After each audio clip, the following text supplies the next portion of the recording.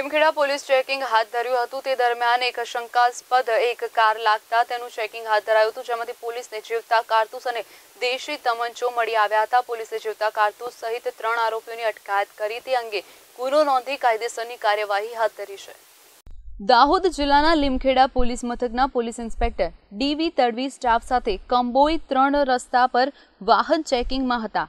તે દરમિયાન એક ગાડી આવતા તેને રોકી અંદર તપાસ કરતા એક દેશી હાથે બનાવટનો તમંચો તેમજ 3 જીવતા કારતૂસ મળી આવતા ધાનપુર તાલુકા દુધામંડલી મંડોળ ગામના ભરત મોદી મંડોળ, ધાનપુરના ઉંડાર માળ ફળિયાનો દિલીપ ઉર્ફે ગાંડો કાળુ મોહનિયા તેમજ લીમખેડાના વિસંગલાંગ ઘાટ ફળિયાનો દિનેશ રેવા, આમલિયાર તેમજ લીમખેડા વિસલાંગ ઘાટ ફળિયાનો વિપુલ પાંગડ ભુરિયાની ગેરકાયદેસર રીતે દેશી હાથ બનાવટનો તમંચો તેમજ 3 જીવતા કારતૂસ લઈ આવતા 3 વ્યક્તિઓને ઝડપ્યા હતા, જ્યારે એક આરોપી ભાગી છૂટ્યો છે।